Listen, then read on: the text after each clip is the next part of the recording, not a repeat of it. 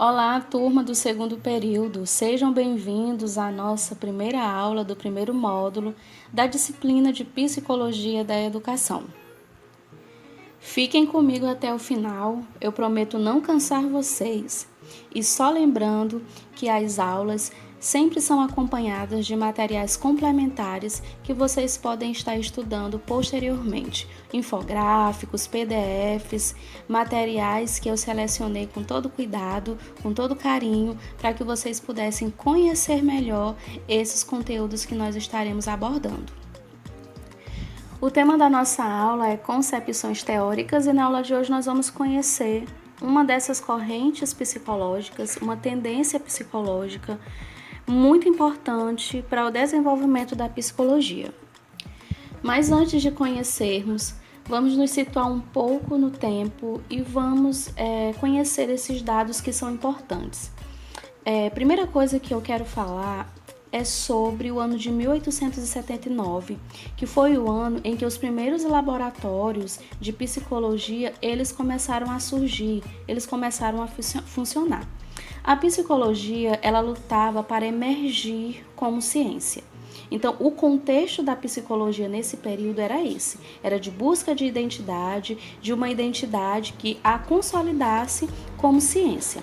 Entretanto, os métodos, eles eram variados e os artigos em revistas especializadas daquela época se limitavam a observações e especulações. Imaginem só, um estudo querendo se consolidar como ciência, ser baseado em especulações. Nessa época, as experimentações elas aconteciam, só que de forma bem cuidadosa e elas eram bem raras. Mas no ano de 1913, esse cenário mudou. John Watson, estudioso, pesquisador, ele publicou um famoso artigo intitulado Psicologia do ponto de vista de um behaviorista. O artigo ele era breve, mas era um artigo poderoso. Nesse artigo, o Watson ele dizia que a psicologia ela deveria se livrar do estudo introspectivo de eventos mentais. E que eventos seriam esses? A imagética, a memória, a consciência. Para ele, isso não era observável, e o que não era observável não podia ser constatado. Então, para ele, o que deveria ser levado em consideração e o que deveria ser observado era o comportamento. E John Watson, ele ainda ia mais além. Ele dizia que era possível, sim, fazer psicologia sem mencionar esses termos. Mente, consciência, memória. Imaginem só, a ciência da mente e fazer os seus estudos não mencionando esses termos. Para os psicólogos mais tradicionais, isso foi uma afronta, porém os mais jovens seguiram com o pensamento de Watson e os seus estudos foram se aprofundando e são conhecidos até hoje. Nos anos seguintes, o behaviorismo ele ascendeu. Os laboratórios eles começaram a funcionar com estudos que eram chamados de estudos quentes. Eles realizavam experimentos com animais, rato branco, pombo, e isso começou a ser bastante frequente nesse cenário. No ano de 1938, um outro psicólogo, bem mais jovem que John Watson, publicou um artigo chamado O Comportamento dos Organismos. E esse artigo se tornou a posição behaviorista de maior destaque e que ainda hoje representa muito bem o behaviorismo. Esse artigo foi de Skinner. Então, como nós podemos ver, o behaviorismo ele teve uma importância muito grande em um período em que a psicologia precisava de experimentos, de algo que pudesse ser observado para que esse status de ciências pudesse realmente fazer sentido naquela época. E é essa concepção teórica que nós vamos estudar antes de qualquer outra, que é o behaviorismo. Então, os dois nomes do behaviorismo são John Watson e o Skinner. O behaviorismo ele vem do inglês behavior, que significa comportamento. É o estudo do comportamento. O behaviorismo também é chamado de comportamentalismo. Para os behavioristas, tudo estava relacionado ao ambiente. Todo comportamento era causado por fatores ambientais. Então, essa foi uma concepção que fortalecia muito a ideia de que o meio, o ambiente estava totalmente relacionado ao comportamento. E qual era o foco dos behavioristas? Era a aprendizagem. Como se aprende, como acontecia essa aprendizagem, baseada nos estudos do meio.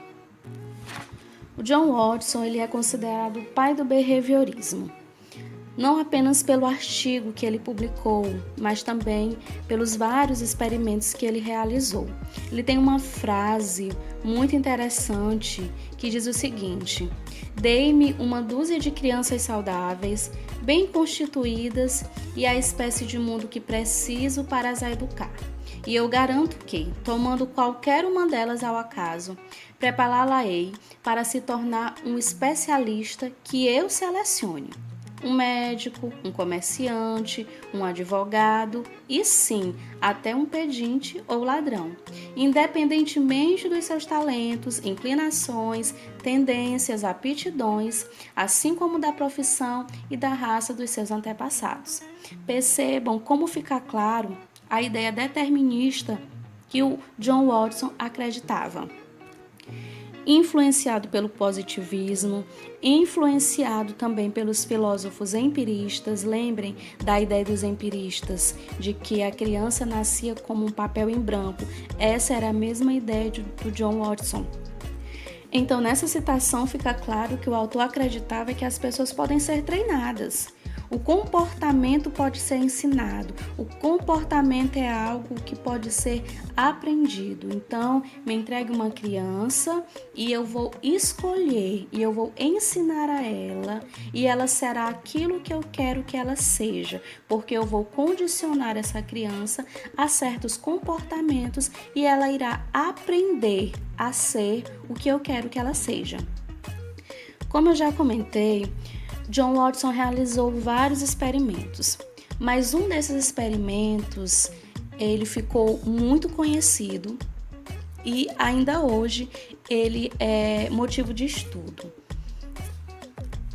Tal experimento foi com um bebê de aproximadamente 9 meses, conhecido como Pequeno Albert. John Watson ele estava tão convicto das suas ideias e tão ansioso para que isso fosse comprovado que ele chegou a fazer gravações desse experimento. Inclusive, depois eu vou disponibilizar para vocês o vídeo para vocês terem uma ideia de como essa atividade com o pequeno Albert ela aconteceu. E qual era a ideia, qual era o objetivo desse experimento? O John Watson queria provar, agora através da observação, que o comportamento ele poderia ser ensinado. O comportamento ele poderia ser aprendido por outra pessoa.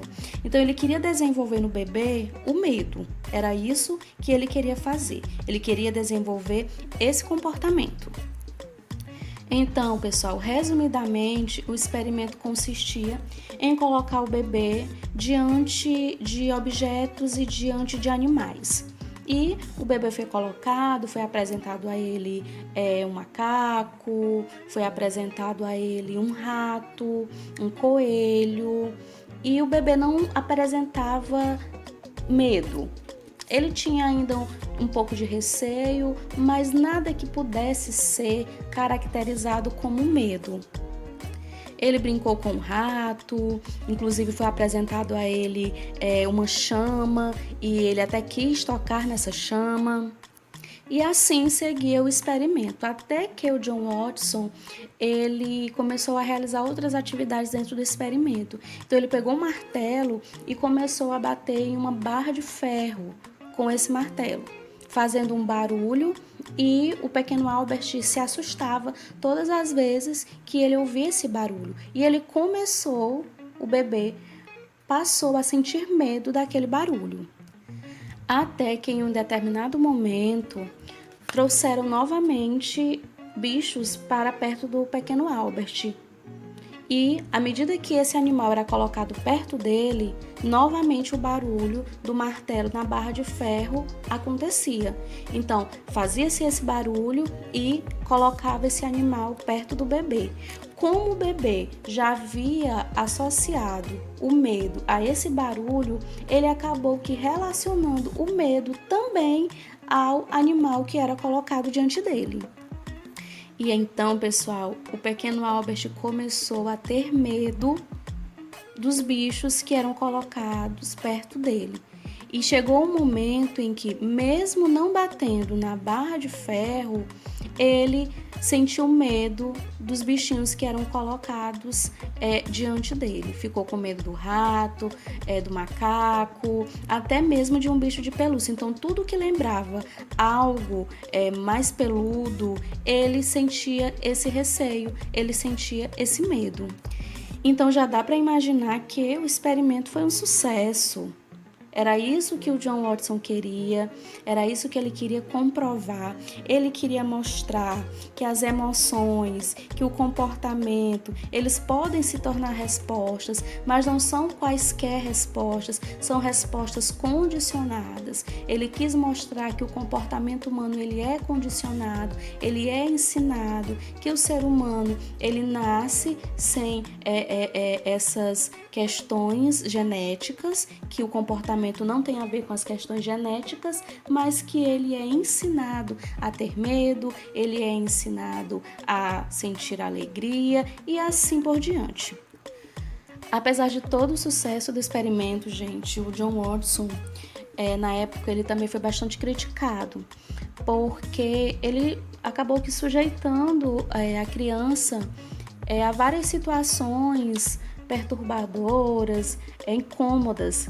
E as pessoas questionaram muito o fato de ele ter condicionado essa criança a sentir medo, mas ele não ter feito nada para que esse medo fosse retirado dessa criança.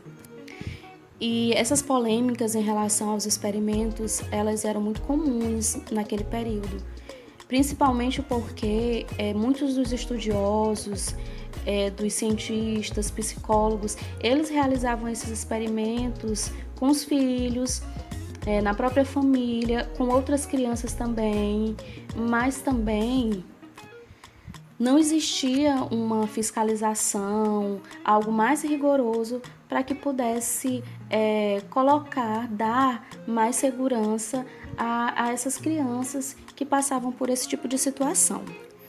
Nós já conhecemos o John Watson, agora eu quero apresentar a vocês o outro behaviorista muito influente e que teve uma importância muito grande para os estudos, que é o Skinner. O Skinner ele foi um dos psicólogos behavioristas que teve seus estudos amplamente divulgados, inclusive aqui no Brasil, havendo um grau de aplicabilidade forte, principalmente na área de educação. Olha só, isso nos interessa muito. Então, até hoje, a sua teoria ela influencia o meio educacional.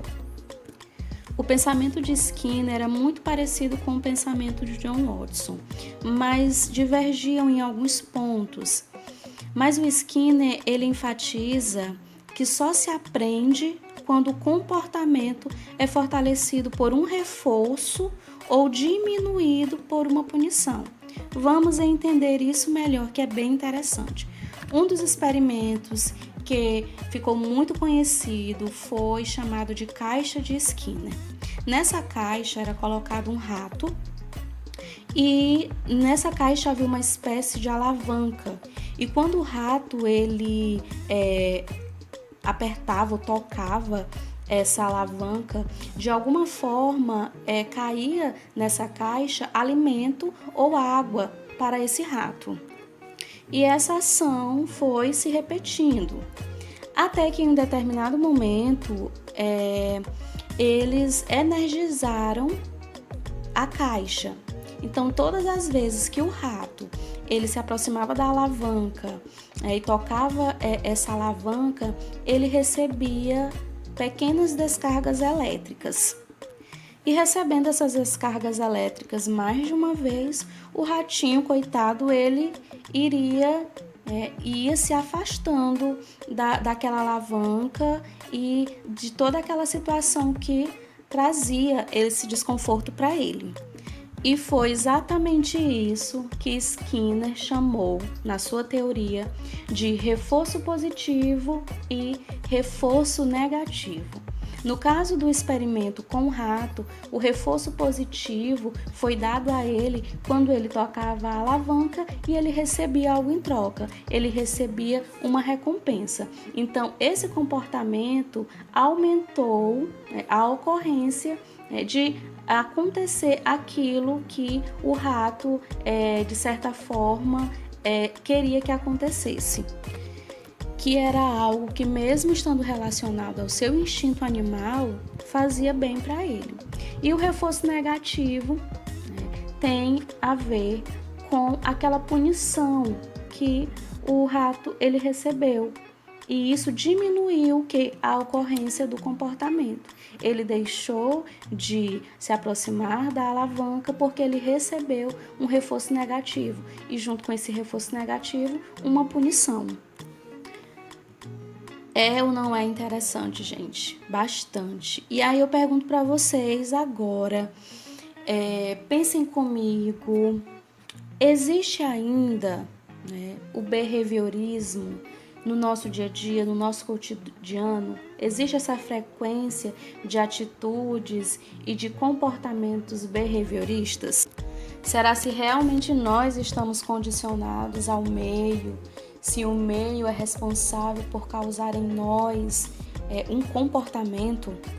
Muitos estudiosos acreditam que o behaviorismo não existe mais, que ele é uma teoria morta. Mas a maioria dos estudiosos dizem sim que o behaviorismo ele existe e com muita força ele está presente, ele floresce de forma bem contínua no nosso dia a dia. E quando a gente fala em behaviorismo, a gente relaciona muito ao comportamento, à criação dos filhos, às atitudes com os amigos, no trabalho, na escola também, no treinamento de animais, nos tratamentos psicológicos, por exemplo. Quando, por exemplo, uma mãe, ela repreende o filho, ela castiga o filho, aquilo está sendo o quê? Um reforço negativo. Para quê? Para que ele não cometa mais aquela ação. Mas, de outra forma, quando essa mãe elogia esse filho, elogia essa criança, presenteia essa criança por algo bom que ela fez. O que é isso? É o reforço positivo, para que esse comportamento aconteça mais vezes. Eu trouxe a imagem dessa garotinha para ilustrar um exemplo muito claro de behaviorismo no nosso dia a dia. Não sei se vocês já viram um teste que viralizou muito nas redes sociais, quando se colocava uma criança diante de um doce, um chocolate, de algo que ela gostava muito, e o pai ou a mãe, o responsável, saía e dizia para a criança para ela esperar. Ela não poderia abrir, ela não poderia comer, ela não poderia mexer naquele chocolate sem que antes a pessoa voltasse para que pudesse autorizar. E aí, muitas vezes a criança, ela realmente esperava, ela se controlava, mas outras vezes não. E quando essa criança, ela se controlava, ela realizava aquela tarefa, ela era recompensada com aquilo que ela tanto gostava. Um chocolate, um doce. O que é isso, gente? É behaviorismo no nosso dia a dia, é condicionamento de comportamento. Pessoal, agora pensem aqui comigo. E na educação, na área educacional, existe o behaviorismo? Existe essa frequência de comportamentos behavioristas? Quero que vocês visualizem comigo o ambiente escolar, o ambiente da sala de aula, as vivências de vocês, para que nós possamos também refletir sobre o behaviorismo na educação.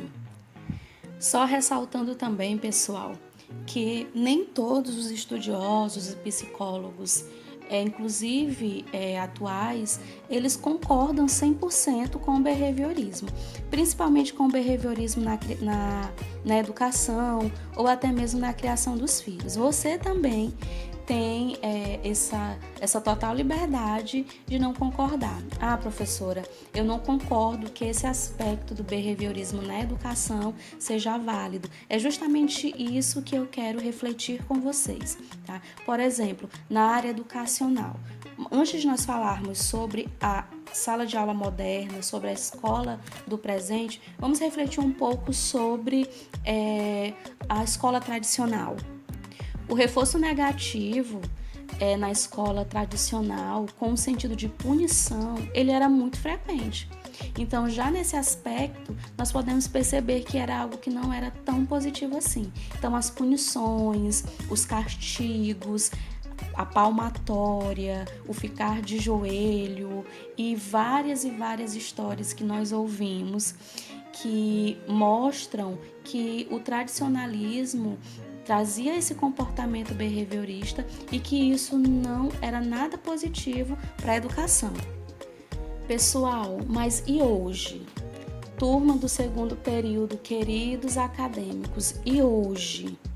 Essa postura, ela prevalece ou não na escola? Essa ideia do castigo, essa ideia da recompensa, da punição, de castigar através de escassez de pontos, através de exercícios a mais, essas punições que são até frequentes hoje, que são exemplos de behaviorismo, até que ponto elas são importantes para a educação. E o oposto também. É a recompensa, um presente, um brinde, algo que venha satisfazer esse aluno.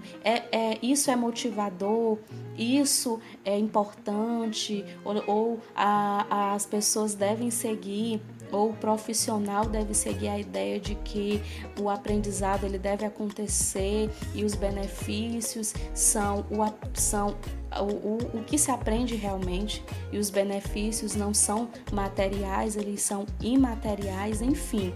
Esses questionamentos são propositais. Quero que vocês reflitam, quero que vocês pensem até que ponto o behaviorismo ele tem uma contribuição para a educação. Tudo isso porque nós vamos realizar um fórum de discussão sobre esse tema que dá para que a gente fale bastante, comente, converse e reflita sobre essa atuação dessa concepção psicológica antiga, mas tão atual no nosso dia a dia. Então, pessoal, muito obrigada pela atenção de vocês e até a próxima com a nossa próxima concepção psicológica.